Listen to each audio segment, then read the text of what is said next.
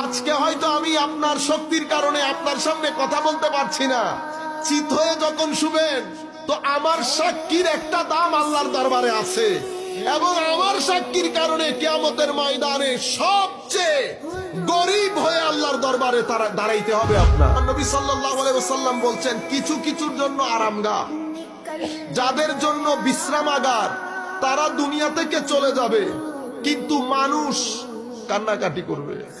গাছপালা, নদী নালা, সমুদ্রের মাছ পর্যন্ত তাদের ইস্তেগফারের জন্য আল্লাহর দরবারে দোয়া করবে, কারণ তারা মানুষ ওইরকম ছিল, মানুষ ওরকম ছিল। আর কিছু মানুষ মারা যান, আমার নবী সাল্লাল্লাহু আলাইহি ওয়াসাল্লাম বলছেন, তারা বিশ্রামাগারে যায় না, তারা বিশ্রামে যায় না, বরং পৃথিবী তাদের থেকে নাজাত পেয়ে যায়।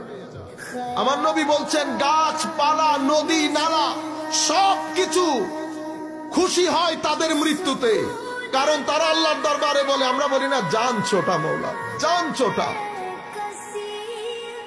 একজনের মৃত্যুতে পৃথিবী খুশি, আনন্দিত, আরেকজনের মৃত্যুতে পৃথিবী দুঃখিত।